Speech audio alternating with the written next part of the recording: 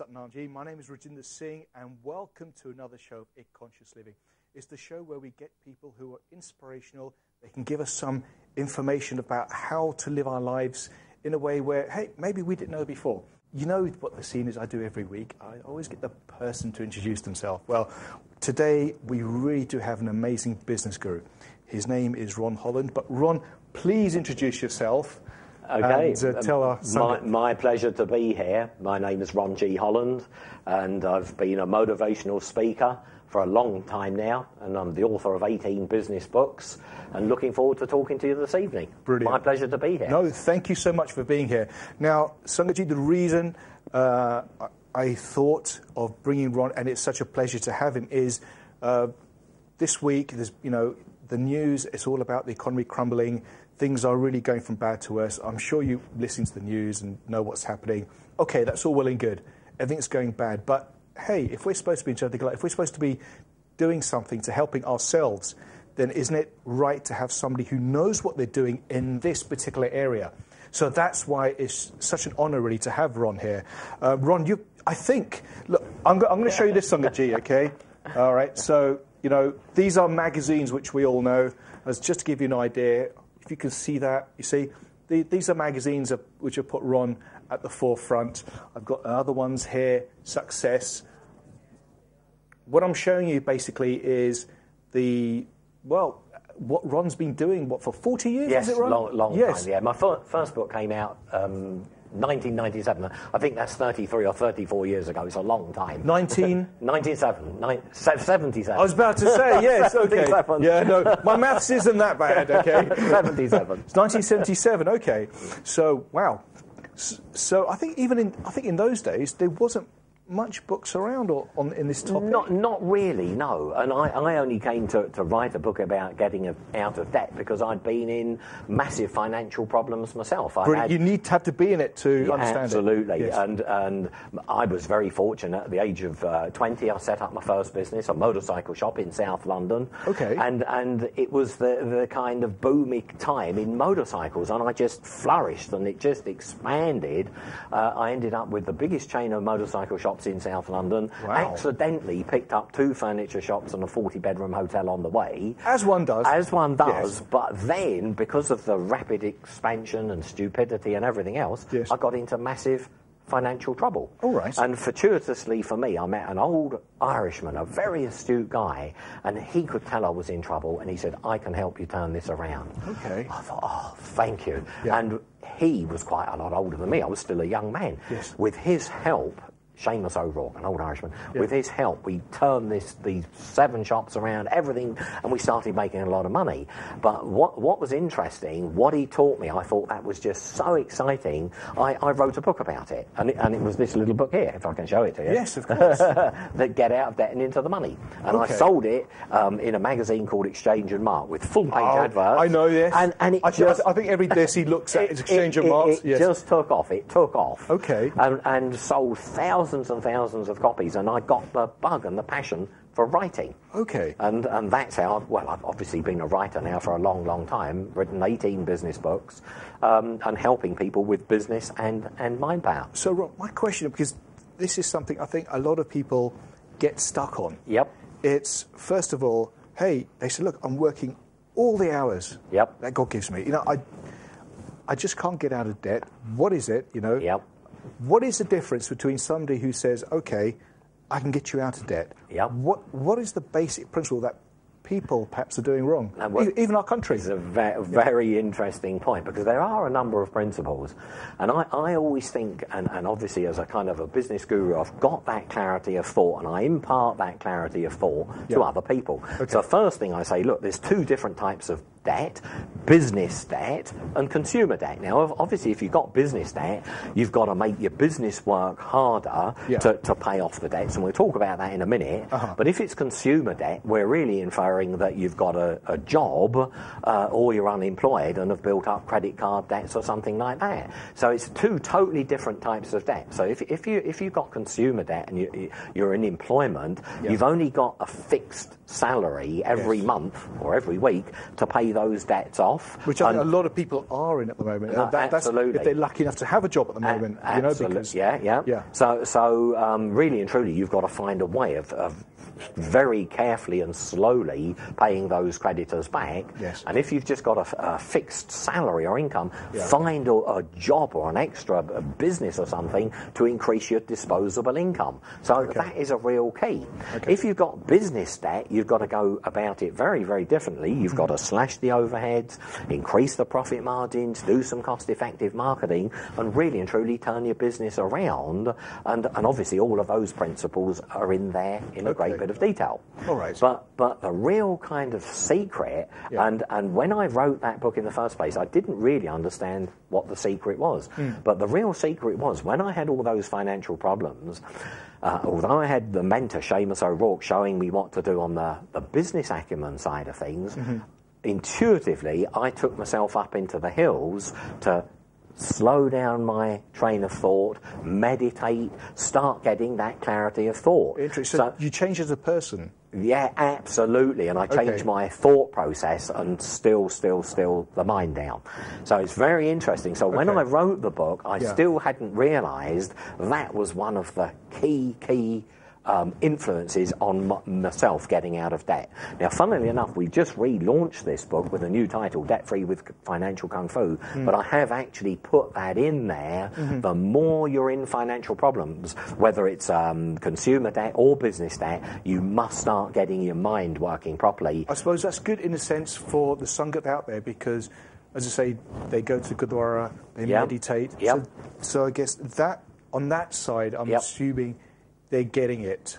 I mean, on one aspect. Okay. Look, can we just talk about that? Yes, absolutely. Because I do believe, and don't forget, I talk to people about meditation and alpha and slowing the brainwaves down. I'm talking about that with people every day of the week. Okay. And it is one of the easiest things in the world to talk about. You can even write books about it. I don't think it's so easy to do. And that's where I was going. I know, but to actually do it and make a difference, and one of the things that I recommend for under £100, you can get a little biofeedback machine that you connect up to your fingers and check the galvanic skin response, and ever so quickly you'll see whether you're going into alpha or not. And people, when they connect it up to me, I can go there ever so quickly, and they go, wow, but it's taken me a long time to do that. Ron, I was actually playing with you there because I do, because as coming from the yoga scene as well, absolutely, I do know the aspects. But I wanted to see your reaction. No, so good. It's very interesting. It's very interesting.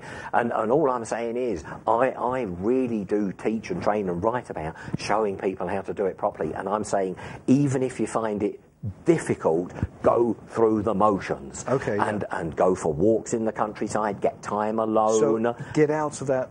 Get out of the environment where you've got the phone, the bailiffs, people driving you mad, and still slow down your thought process. So Mr. A, he's going through these, let's just say, for example, on a business side, because I know there's a lot of business people who look, and they are going through troubles at the moment. Absolutely, So, the bailiffs are there, whatever. So just go for your normal walk, just get out of the frame of mind. Okay, what would they do next? Well, if you're really getting into that frame of mind and really stopping the internal dialogue, you will start becoming more creative, right? Without a doubt. And funnily enough, looking at that book there, the Eureka Enigma, what happens when you slow down the thought process, the brain starts operating like a computer. And the two hemispheres, you've got a right brain and a left brain, once you've slowed down the internal dialogue, the two brains automatically then start communicating with each other. And that's when you come up with what I call eurekas or solutions. Oh, right, it's interesting. Now, you may have some more information about this, but my understanding is that on the whole, there's a difference between somebody who tends to use their right brain more than somebody who uses their left brain. Now, left brain, I believe Sangat, now Ron hopefully will, deals more with the logical side of the brain. Is that very correct? Much so. Now, logic, words, that kind of thing. Exactly. And the right side more with the colourful. And the pictures. The pictures and the creative side. Absolutely, So is it more ideal to be working on the right side of the brain? The real truth is you want to be a whole brain thinker with words and pictures, and they're two separate hemispheres. Most people don't know it. They're two separate hemispheres in your brain connected by a little band of nerve fibres called the corpus callosum. Other than that, they're completely separate, and they operate and think and process information in totally different ways.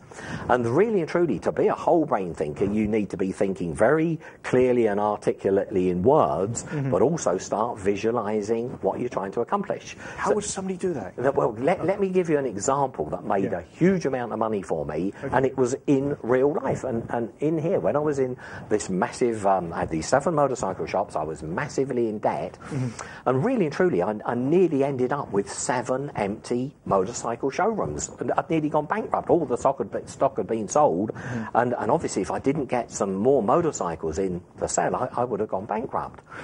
So I tried to get money from the banks, I tried to get money from venture capital, private partners. Nobody would give me any money. It was hopeless. And I stilled my mind, I really did, down, and I thought, what do I really want? And a little voice said, well, what you really want is motorcycles.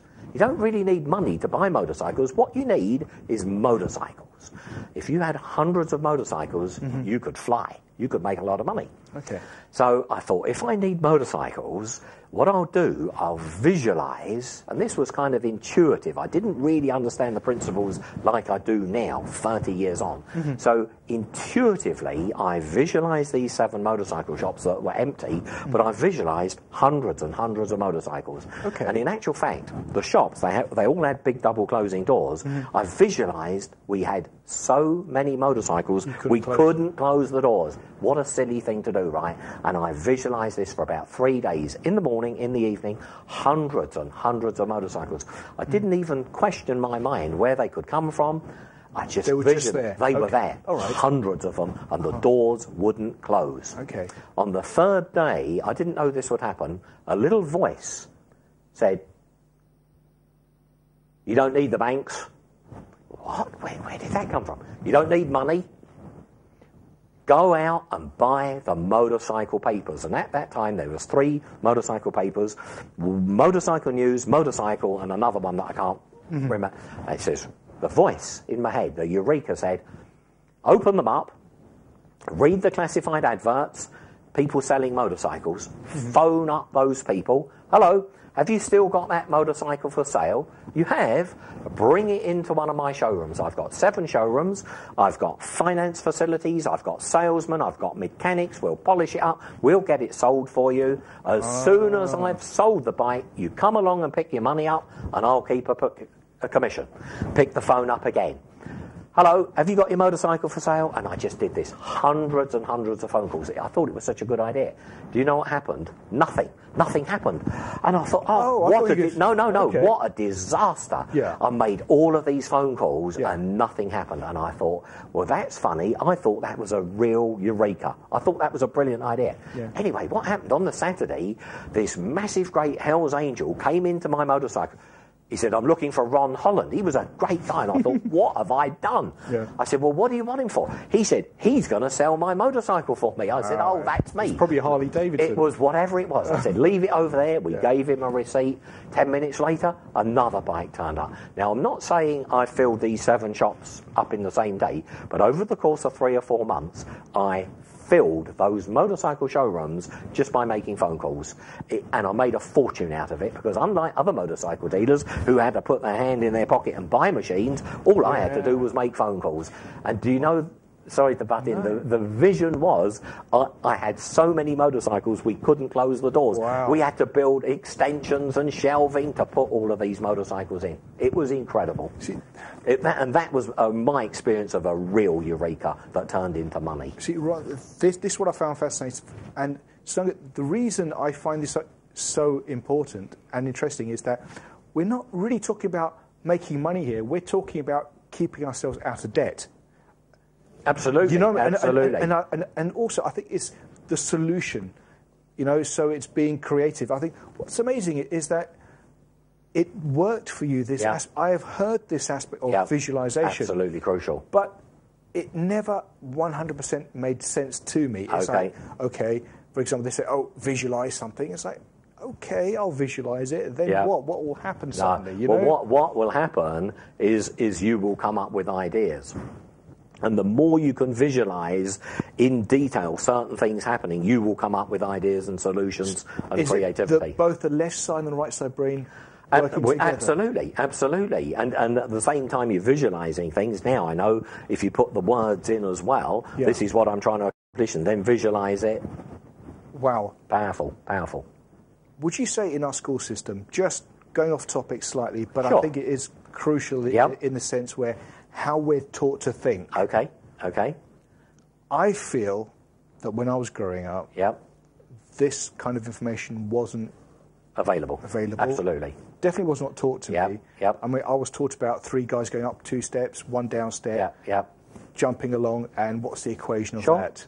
Which can be very useful. I have not found a use for it yet. No, but I'm sure there is a use for yes, it. When you find it out, let me know. I will let you know. They took me through that exercise. But I'm assuming that's using more my logical side of the brain. Can I share with you what I call some profound insights into the educational system and understanding? Because obviously I've really delved into this for over 30 years now. Of course, yes. So let's just go back. I'm probably a bit older than you. Probably not that much. That's very polite of you.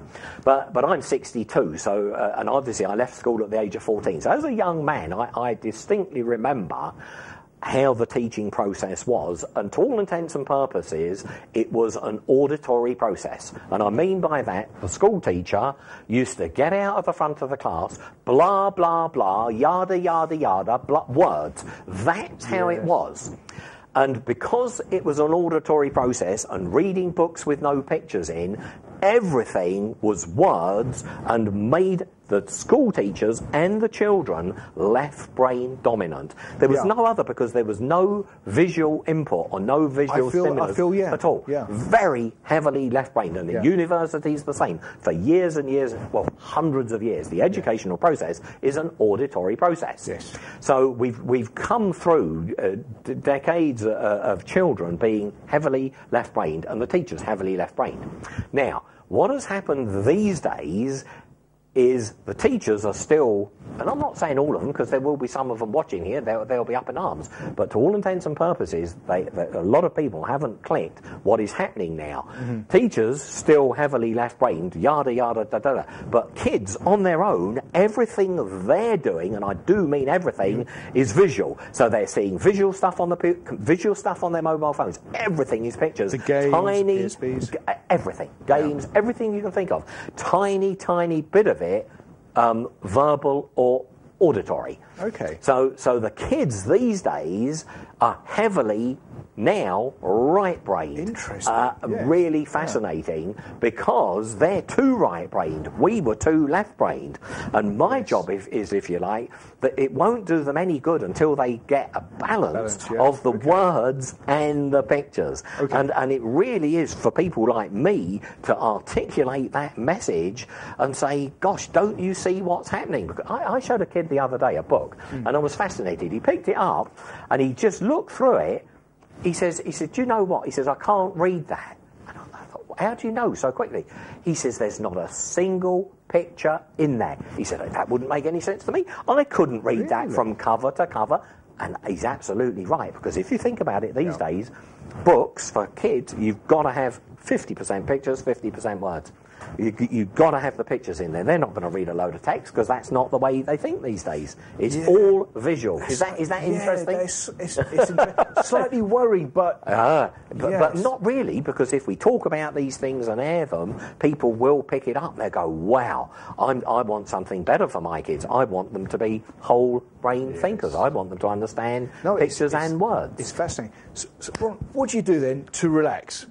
And I say that because, you know, looking at your amazing books, you're going at 100 miles per hour. But in a way that you're not burning yourself out, you're doing it in a proper way. So what do you do to relax? Now, what's the other side? Well, there's a very interesting. Are you asking me a personal question there, or advising other people? Because are you saying what do I do to relax? Yes. Because that's an interesting thing, and you're talking about going at 100 mile an hour. My passion is speed, so I'm building a motorcycle that I'm hoping is going to do 400 miles an hour. I just picked this up. Is to say there was something about speed? No, absolutely. So my passion has always been, even since I was 11 years old, motorcycles, fast cars, all of that. And I have a workshop now. We're building a very, very fast motorcycle. Really? But but I do all the other things: swimming and walking in the country, time alone.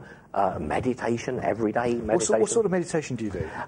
I don't know the name of it. And funnily enough, people say, well, how do you meditate? What I do, and I really do, I have a lovely blind, I put these malleable earplugs in my ears, and I go into alpha ever so quickly. And every morning and every evening, and it could be 5 or 7 minutes up to 40 minutes. But I really do completely stop that internal dialogue, and that it's taken me a long time to be able to do that, but no mind. And the Japanese have a word for that, satori, which means no mind, and it is the most powerful state you can get into. Is it when you just literally at zero? Zero, absolutely, zero. Yes. And a lot of people, they've got that internal dialogue, and don't forget, when I had all my debt problems 30, 40 years ago, I had that internal dialogue. Probably the inner chatter, yes. The just drive you mad all the time, worry, but now I really can still that down. And don't forget, I need to, because when I take on a client's problems, he expects, or she expects, solutions. They don't expect to go to a guru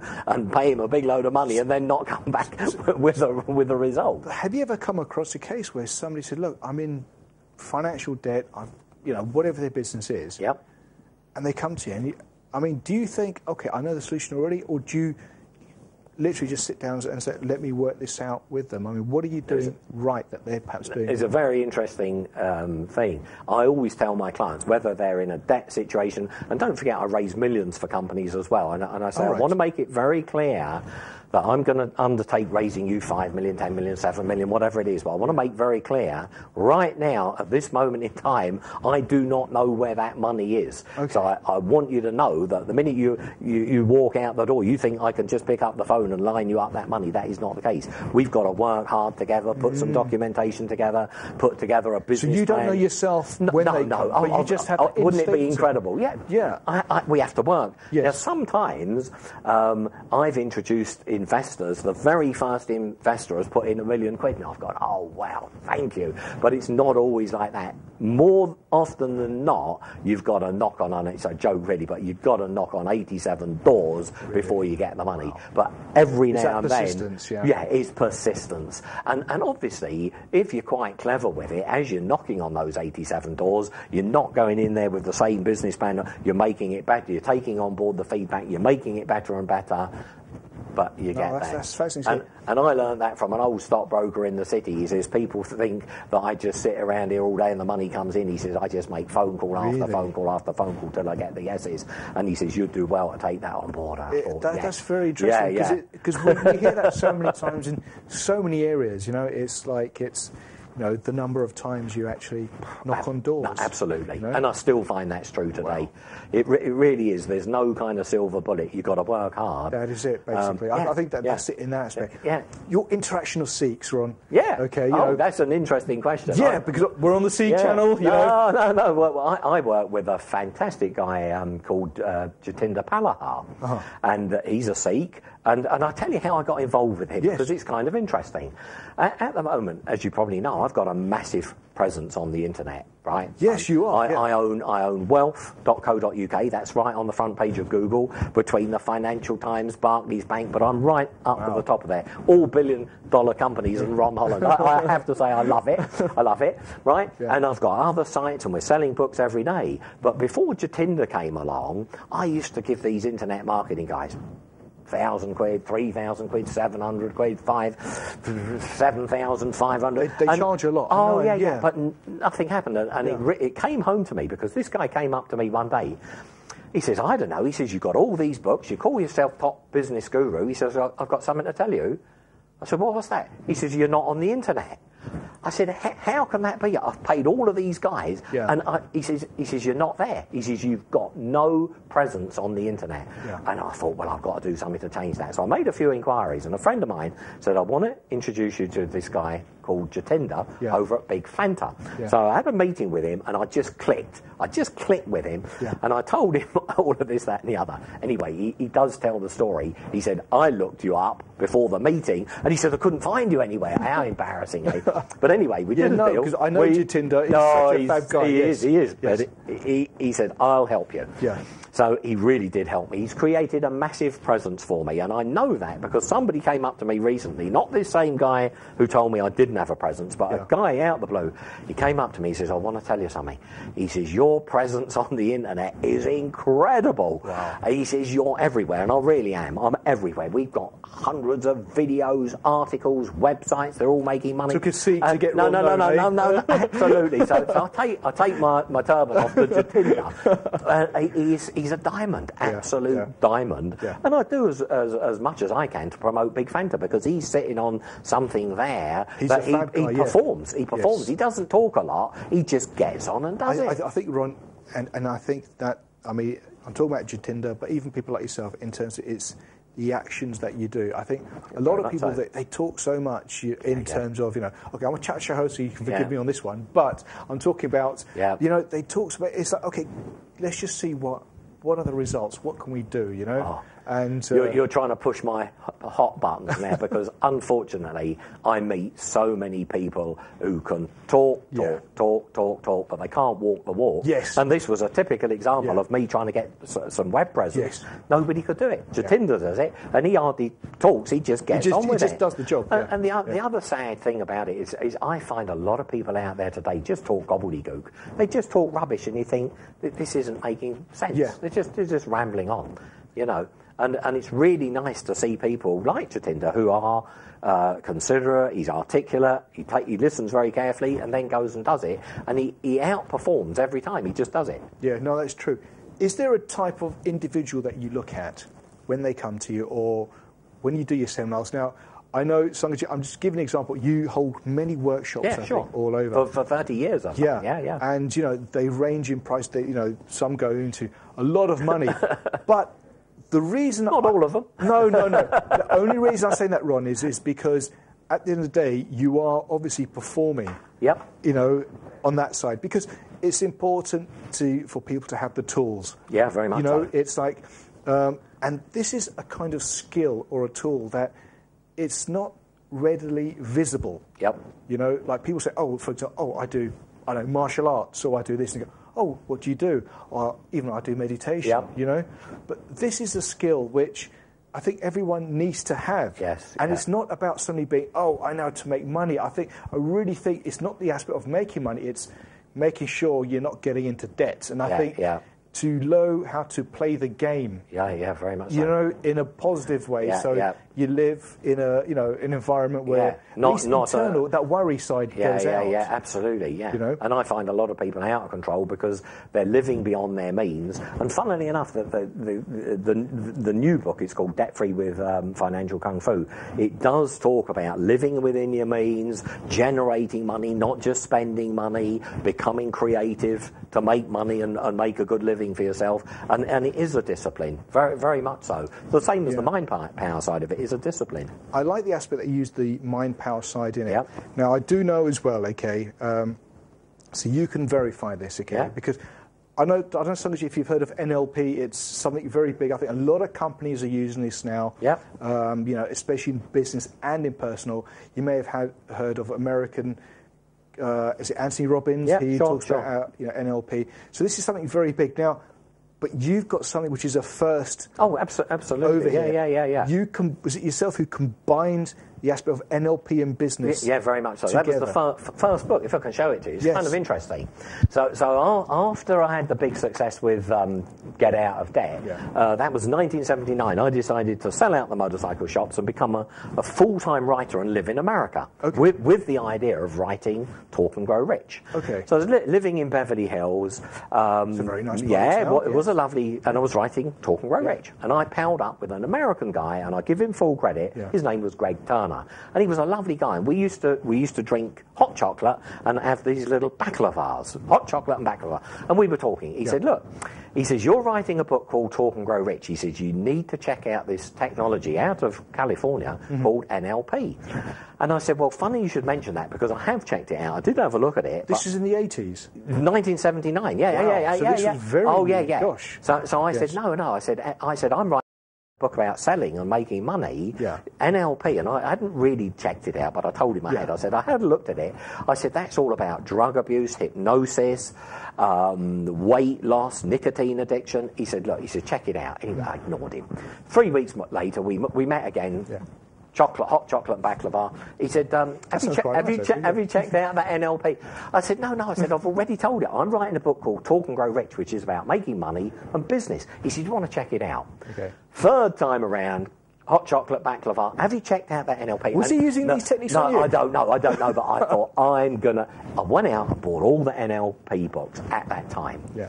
And I devoured them, and I thought, wow, this is powerful technology. And I put it in the book. Now, funnily enough, I put all the acknowledgements in the bibliography and everything, which you would do so I gave them tremendous recognition for that. But that Talk and Grow Rich wasn't one of the first books. It was the first book to incorporate NLP into a business and sales book. Amazing. Now, 7 years later, this was when 17. It came out in 81, and about 6 or 7 years later, Tony Robbins brought out his book, but I'd already done it. Wow. And don't get me wrong, I take my hat off to him, because he marketed it and everything, and I didn't really market it, but I had it in there. No, but it's a nice accolade to have. Absolutely. And, and this, that 81, 91, so this is 30 years ago? Over 30 years ago. Now I'd like to think I've moved way beyond that, and obviously my latest book, The Eureka Enigma, is really powerful technology. Can I tell you the story of how that came about? Yes, you can. I love it. Well. Yes. We've got about 55-star testimonials on Amazon for that. People love it, and a few 1-star testimonials. One guy, he said, this is the worst book I've ever read. Not only that, he said, all of those other people who've put 5-star testimonials up there, they're idiots as well. And I thought that was lovely. But can I tell you how the title of this came about? Yes. My motorcycle racing factory is right up next door to where they did the code breaking for the Second World War, Bletchley Park. Oh, you know Bletchley Park? Yes, Where the first computer in the world is called the Colossus computer, right? The Colossus. It's as big as this room, but it was the first computer in the world. During the Second World War, they built to crack the German codes. Yes. So I know the amazing... That's it. So my motorcycle racing factory is next door to Bletchley Park. Wow. So one day my mechanics never turned up, and I thought, well, never mind, I'll go into Bletchley Park and have a look around. And fortuitously for me, I met an old guy there, and sadly enough, Tony Sale, he died recently, but he was the top guy, and he had just spent 14 years rebuilding the Colossus computer, and he'd actually got it working and cracking Second World War code. They got a university in Germany to send over the code, and the Colossus computer was cracking original. It. Yeah. It's obviously they had to get bits and everything, but it's still working. Oh, absolutely, it's incredible. It's all there now. And funnily enough, I told him, I said, my interest is not in computers, and I know this is the first computer in the world. My interest is in biocomputers, right? So I said, will you tell me how the Colossus computer cracks code? So I couldn't stop him talking for 3 hours, because he spent 14 years rebuilding it. And I was making notes. Then he told me all about the Enigma machine. So when he was talking, I thought, wow, the Eureka Enigma. And I talk about the brain either being in Enigma mode, which is where it just talks gobbledygook, no ideas, no solutions, whatever. So you're either in Enigma mode or Colossus mode. And Colossus mode is the biggest computer in the world, obviously, at that time, solving problems and all of that. So that's a lovely analogy, and that's why it's called the Eureka Enigma. That's beautiful. We have a subconscious brain and a conscious brain. Or am I getting this wrong? No, I think you're absolutely right. Yes. And we don't really want to play around with semantics, but what you've got is 100 billion cells in there, and some of them work when you're conscious and some of them work when you're unconscious. Obviously, I mean, bits by bit. The reason I say is, I've heard this, now, again, I'm talking from many years ago, where they call the subconscious brain like the prehistoric brain. Yeah. It's it's the brain which they say it's like the giant of the brain. Yep, I agree with that. Yep, very much so. We hardly use or tap into it. Yeah. That's probably a better word. Yeah. And my job is to teach people how to tap into it. Okay. And you tap into it by deliberately setting goals and then trying to visualize those goals. So do these work, Ron? I tell you why. Yeah, absolutely. Yeah. The reason, very much so. I think on the aspect of, I think we always say, okay, write down your goals. Yep. Okay, visualize them. Yep. Okay. So what is the basic thing that perhaps people are failing? And I say that in a sense where they go, hey, I've done all that. I visualised £1 million over my door by Friday. I know that's being silly, but it's a very interesting thing, and we talk about the £1 million goal in this book. Yeah. And really and truly, it's no good just visualising £1 million in a suitcase because the brain works like a computer. What it wants to know is how you're going to get there, what kind of business you're going to run, what kind of products you're going to sell, how much profit margin have they got in them, the whole thing. And Alan Turing, who was working at Bletchley Park, he talks about algorithms and how they work, and indeed your brain works in a certain way. You've really got to keep breaking down those components until they can't be broken down anymore. Okay. And that's why the book is dedicated to Alan Turing, because he cracked the codes at Bletchley Park, but he also knew huge amounts about the human biocomputer, and people don't realise what a genius he is. And he's only this week is he beginning to be recognised for it. Literally this week. Wow. Yeah. Fantastic. I mean, I think what's coming to me is basically this is for, obviously, most of us need to get out of the financial thing. Say somebody goes, hey, I just want to become even more spiritual. Yeah. Could they use these techniques? I do believe so, and I do believe stilling the brain power and tapping into it is the real essence of where you want to be going to. Very much so. Yeah. And I can't say I've had many spiritual experiences, but I've had a few. I really have. And it has always been when I've gone down and down and down, and just absolutely incredible things happen. But I can't say I can repeat that at will because I can't. Yeah, no, it's good that you're being so honest in a sense, because you're just saying it as it is. Oh, no, absolutely. That's it. You're not saying, oh, I think I had. No, I've definitely had that, yeah. Can I tell you about an interesting with a guy who I met and a guy called Sri Gurji Pillau. I don't know if you've heard of a personal development guy called Wayne Dyer. No. Wayne Dyer is one of my favourite guys. I think he's terrific. And obviously, as a business guru, I always buy everybody else's material to see whether I'm ahead of the game, behind the game. That's good. So you sort of know what's happening. Absolutely. And you're always probably just reading up. Listening to tapes, reading up. And I got hold of this audio pack by Wayne Dyer called Manifest Your Own Destiny. And he talks about this Indian guru who he met, who taught him this meditation, like and it's a manifestation meditation. And I thought, wow, I'd like to meet that guy, Sri Gurji Pillau. I'd like to have him as my guru. I think I could learn a huge amount from him. So I didn't go on the Google or write him a letter or anything. I just put it out in the ether that I would meet this guy. I just gently put it out, and I knew I would meet him. So although I live in London, one day I was over in Brussels doing some mentoring for a guy, and I was staying at a friend's house, and the phone went, and Gisela said, oh, it's for you. So I picked up the phone. There's a guy called Frederick. He said, hello, Ron. I understand you're over here at the moment. You're staying at Gisela's. What are you doing this afternoon? And I said, well, why do you want to know? He said, well, if you're doing nothing, he said, would you like to come over to my place? I've got a house guest here called Sri Gurji Pillau. And he's seen all of your books on the coffee table, and he would like an audience with you. That's amazing. And that's the guy that was in this audio tape. So I went over to meet Sri, and we went in, all my books were there, and we had some still water like this. We're all sitting around the table, and I had hundreds of questions, you can imagine, to ask this guy, and he was there with his white gown and everything, and I was ready to ask all my questions. But he just said to me, have you ever heard of a book called Think and Grow Rich by Napoleon Hill? I said, yeah. He said, well, in that book, he says, there's a formula for success. Whatever the mind of man can conceive and believe, he can achieve. Yeah. And he looked at me, he said, what do I mean by conceive? And I was going to answer him, but before I could say anything, he started talking again. He said, by conceive, I mean creating mental images of what you're trying to happen. And he says, if you can conceive of something you're trying to make happen, very quickly, you'll believe it, because you can see it so clearly. If you've conceived it and then believed it, you'll achieve it just like that. And he said, Ron, it's my job and your job to go out into the world and tell people this, because most people are starting at the wrong end of the formula. Instead of conceive, believe, achieve, they're trying to achieve things. First, they're trying to achieve money, houses, cars, and they're getting ever so frustrated into the process because they're not making it happen. Please, go out into the world, the same as what I'm doing.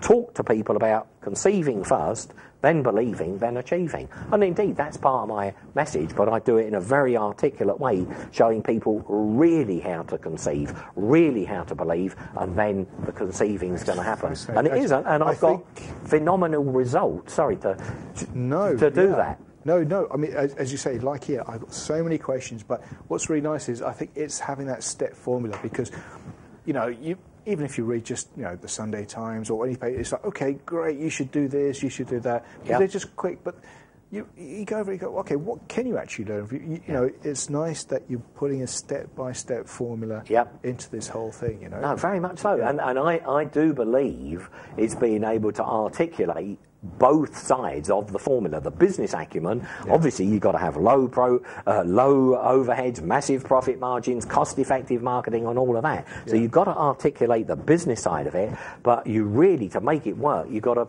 articulate the mind power side of it, slow down the train of thought, get into the alpha mode, come up with solutions, come up with eurekas, and that's what makes my brand of philosophy so important and so exciting. I like it, Yeah, I like it as well, and I like writing about it, and I like doing it both for myself and for my clients. What's nice, Ron, is, and I'm looking at this from another angle. Okay, we've been talking about this, and I find it fascinating, but from another angle, what I've been looking at, and I think it's really nice, is the fun that you're having. Oh, absolutely. That's what's coming across to me. Seriously, because, there's many people, they do their work, and they go, it's great, but after about 15, 20 minutes, you think, what he's saying, but what his body language and his enthusiasm. No, that's very interesting. But I genuinely am having fun every day, and really still getting into the office early and meeting people and helping other people as well accomplish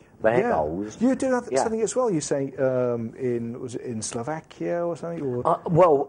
My main kind of day-to-day business is I'm a business mentor. But for my sins, I have a dating agency as well. I don't know how you pick that up, and I have an office in Slovakia, in Bratislava, which is the. I got my sources. No. I had my people check you out. No. So this isn't an internet dating agency. This is a real dating agency, and our ethos is genuine people meeting in real time. So we put lovely ladies from both Slovakia and the Czech Republic together with really nice guys from the UK who are professional, discerning gentlemen. And it's fantastic, and it's a proper matchmaking It's amazing how the reason I say it's just pure chance, because as I say, we just talk about it, you mentioned that. I've got a friend who I did say, definitely watch the show today, and from Slovakia, so there you go. Talking about the coincidence. And again, that is a people business, and every day we're meeting guys and girls, and it is just so much fun. And they're all different. Like the businessmen I meet, they're all different. Black people, white people, Sikhs, fat people, thin people, tall people, all different. You have no idea. They're all different, and they've all got exciting projects, and it's fantastic. And they're all welcome. And I say, right, how can I help you? How can we work together? And we get creative, and I get them to get back into that creative mode. And I have to say, in a tough economic climate like that we're in now, I do believe you've got to get more more creative, less reliant on banks, more reliant on yourself. And I say to people, look, it's a tough economic climate. You've got to go deep, deep inside here and prize out the inner man, because he's asleep. And the inner man is what? It's your subconscious mind. And it doesn't matter whether you put to your belly, your heart, your head. Your inner man is subconscious mind. And when it's a tough economic climate, you've got to get him working. Is it harder, the situation now, for youngsters? Well, just for your Joe blogs anyway. Yeah. Okay. Is it harder now than it has been in the past, or are we always going in peaks and troughs? We're always going in peaks and troughs. I don't think you can.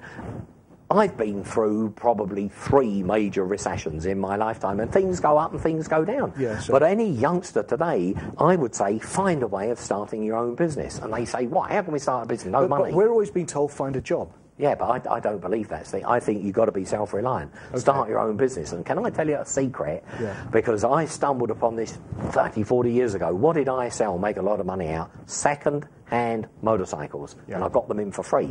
And I'm still advising people today who haven't got any money but want to make a lot of money, get into the second-hand business. Second-hand. Okay. Second-hand motorcycles, second-hand cars, second-hand furniture, second-hand stamps and coins, second-hand arts and craft. I don't care.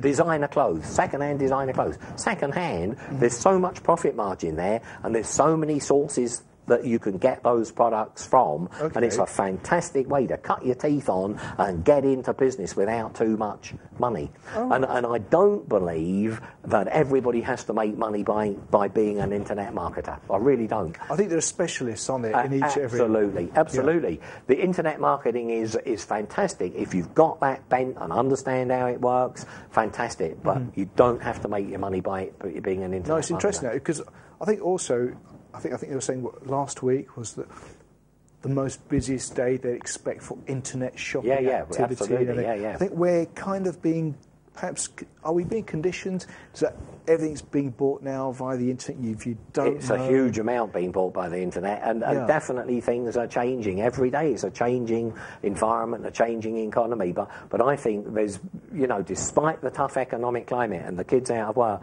they've got to start getting creative, and I'm a great believer in mastermind groups, and if 2 or 3 of these kids would get together in a spirit of harmony and start sparking off each other and brainstorming with each other, and I encourage Tinder to do that, and he's got mastermind groups, he brainstorms with us, we're always switching ideas and contacts and all of that, and it definitely works. You don't really want to be trying to do this on your own. No. I mean, do you know, it's funny because this makes sense in terms of, we talk about the Sangat.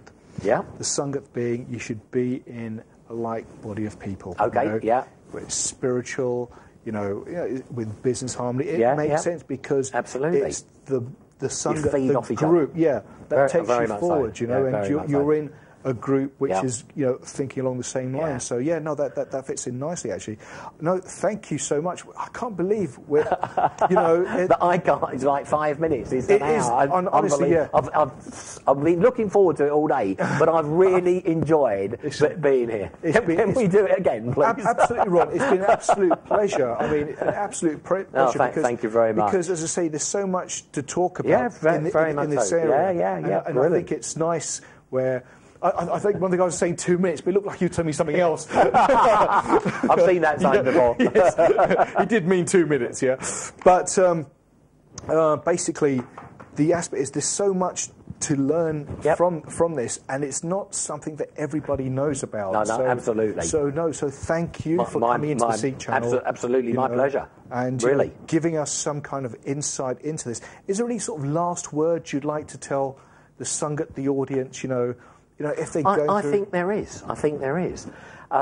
If you can just get that little bit of no mind every day, Satori, no mind, still those thoughts down, let the brain function like it's meant to function, like a computer, and it won't function all the time you're talking, talk. Slow those thoughts down, let it come together, and they say let go and let God, and I believe that expression, or let the subconscious mind do it, or let the 2 hemispheres do it. So a little bit of no mind every day, even if it's only a few minutes going through the motions, conversations, that will make all the difference. And that's my last word. And it's what I've preached for 30 years in Talk and Grow Rich. I used to say, stop the internal dialogue and you can hear the eurekas. Wow. That's my final word. Oh, that's beautiful. I think, Sangatji, there's a lot in there. You know, I hope you took even 10% of what was said today, because it's a topic which I think is relevant so much to today's society. It's very difficult for someone to explain how to play the money game or the debt game, whichever way you look at it. But it's something I think we all need to be aware of, you know, to live in today's society without having the worry. Because if we don't, then, you know, things, you know, you have to pay your mortgage, or you have the bailiffs coming around and so forth. So, no, Ron, thank you so much for coming today. And Sangatji, thank you for watching. Vaheguru Ji Ka Khalsa, Vaheguru Ji Ki Fateh.